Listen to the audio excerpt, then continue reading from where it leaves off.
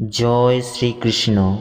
কখনো নিজেকে নিয়ে অহংকার করবেন না, কারণ পাথরও জলের মধ্যে পড়লে নিজের অস্তিত্ব হারিয়ে ফেলে। যেভাবে পৃথিবীতে আবহাওয়া পরিবর্তন হচ্ছে, এভাবেই জীবনে সুখ দুঃখ আসে যায়। যে তার ইচ্ছায় দৃঢ়ভাবে অনড় থাকতে পারে, মন তাকেই দিন, যে চেহারাতে নয়, মন থেকে সুন্দর।